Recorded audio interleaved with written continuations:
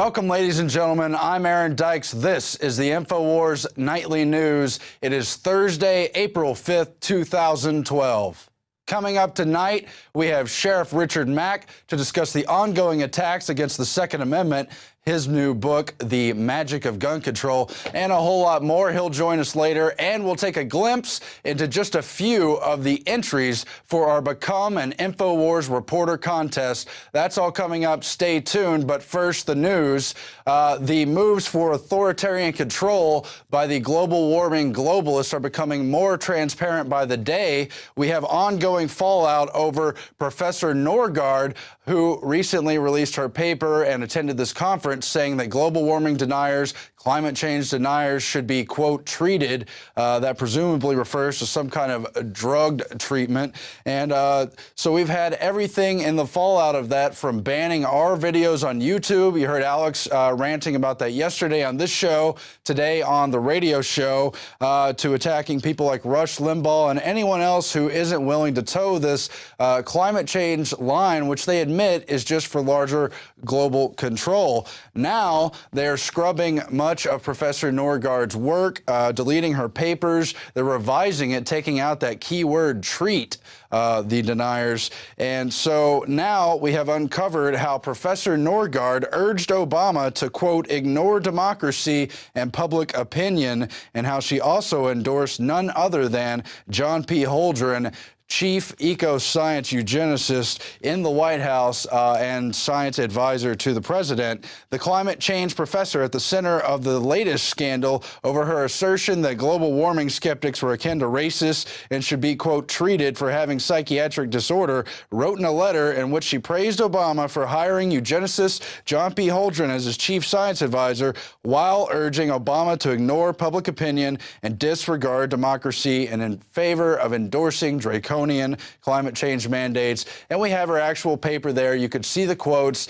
She does say that while democracy is a nice concept, things are too dire with climate change, and we just have to do what must be done. And it's no wonder she praises John P. Holdren, because in eco-science and in all his other writings for 30-plus years, he says the very same thing, that to enforce the global society they want to set up, to enforce the population reduction, mandatory population reduction, they will need a planetary regime. It's all in eco-science. We've covered the quotes at length, and here you have other people down the chain like Professor Norgaard regurgitating those calls for just absolute authoritarianism. And of course, they all admit it's to build a global government. You've seen the new video as well, calling this the Anthropocene age, the age of man changing Earth. Of course, the Greenies made this video where they kind of spoof the idea of blowing up by pushing a red button the unbelievers and those who weren't willing to commit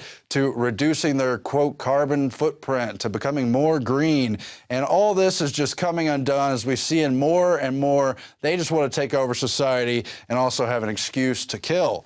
Another form of authoritarianism coming into view. The IRS. New bill would suspend passport rights for delinquent taxpayers. Another method of cracking down on travel, trying to restrict that as a known right, trying to sell travel as a privilege, trying to sell the idea that you have to get groped or radiated at the airport just to go somewhere.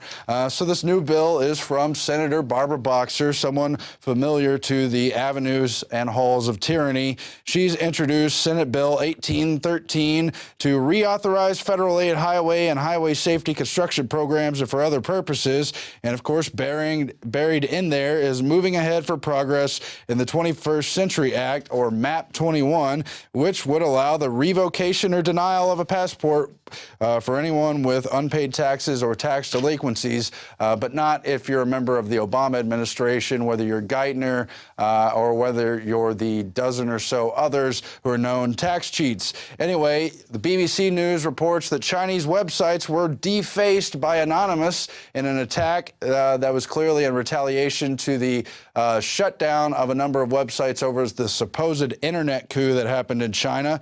Almost 500 websites defaced by the anonymous sock puppet group. No way to really know who's behind that. Could be white hats, could be people in other government factions, could be ways to kind of corner China in the larger geopolitical struggle. But it's interesting nonetheless. Anonymous urged people to stage their own protests against the Chinese regime and put a message on the site that read in part, "Dear Chinese government, you're not infallible. Today websites are hacked. Tomorrow it will be your vile regime that will fall."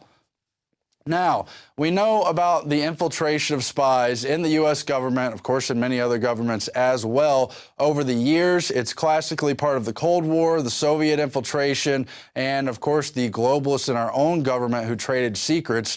One of the big cases there came out of the secret society at Cambridge, the Cambridge Apostles, the same secret society Aldous Huxley and Lord Bertrand Russell were members of. You had Kim Philby there, the MI6 intelligence extraordinaire, and 5 other people accused of handing spy secrets to Russia. That was back then. You've also got the Chinese who admittedly traded for top secret information on nuclear and other materials with the Clinton administration. You've got the Israeli spy ring penetration that was exposed in part after 9/11. Well, now the Russians are back. It's been exposed since 2010 that indeed a spy ring from Russia got well within the Obama administration at the highest levels.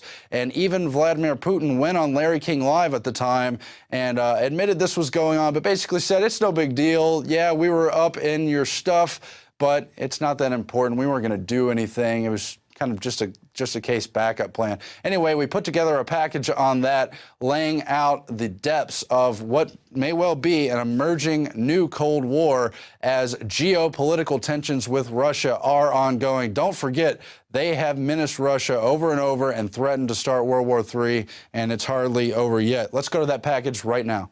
A spy ring has once again infiltrated the highest and most secure levels of our government. Anna Chapman was revealed in 2010 to be a Russian spy. But only now do we know that the FBI agents exposed her because they feared she was getting dangerously close and under the covers with a high-ranking Obama official. But they would not reveal who the official was. However, it later emerged that not the bombshell Anna Chapman, but another member of the Russian spy ring had reached the inner circle of Secretary of State Hillary Clinton's entourage.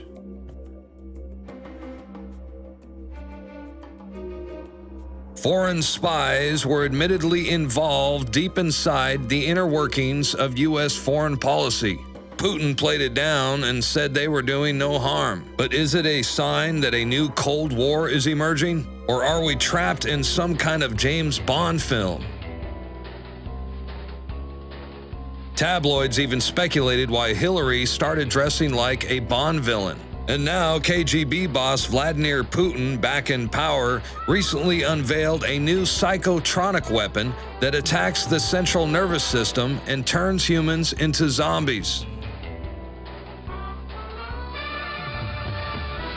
Putin said that such high-tech weapon systems will be comparable in effect to nuclear weapons, but will be more acceptable in terms of political and military ideology. And Russian Defense Minister Anatoly Sertikov added, the development of weaponry systems based on new physics principles, direct energy weapons, geophysical weapons, wave energy weapons, genetic weapons, psychotronic weapons, and so on, is part of the State Arms Procurement Program for 2011 to 2020. We know that similar technology has already been tapped by DARPA.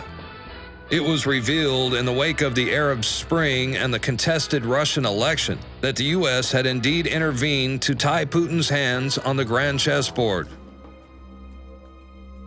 The conflict in South Ossetia, pitting Western-backed Georgia against Russia, later proved to be an attempt by Vice President Dick Cheney to menace Russia into World War III, putting us once again on the brink. Zygmunt Brzezinski, key advisor under President Carter and shadow advisor under alleged President Obama, has long envisioned the plan to encircle Russia and compete for territory in the Great Game.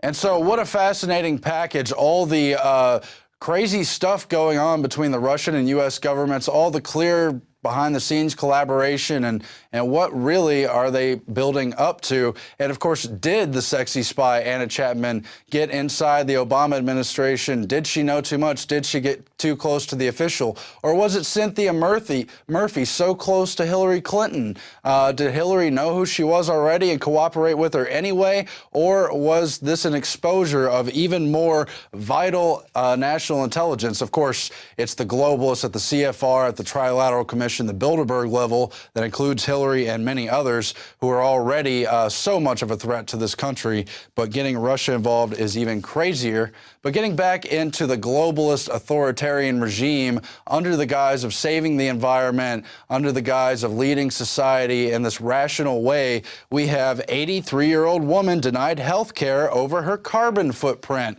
And here we have the perfect mix of that case for killing Granny with the death panels meeting the global warming alarmism in the Paul Joseph Watson article, as 83-year-old Avril Mulhani complained about a doctor and was then told that the practice had a problem with her green traveling issues and ordered her to re-register with another practice. The only problem was her travel route was only 2 miles. So how does that amount to a green carbon footprint issue? Well, it's really just if you complain about your doctor or the service or in any way, or the socialist Medicare system you're under, then you're going to be punished while the system targets people for their age, for their disabilities, for the projected costs of caring for them, and decides your life just isn't worth it. And besides, with this larger carbon problem, really no one's life is worth it. So everyone look out, and it's just more of a sign of the times. Boy, those people really got it right who did the spoof of Planned Grant Parenthood. You really see where this thing is going. First, they sold us on Planned Parenthood. Now they sell us on killing babies up to age 3. And then now it's death panels and how we have to get rid of grannies and how it's not worth it to care for them because they have to travel 2 miles to the doctor's office. That's in the UK.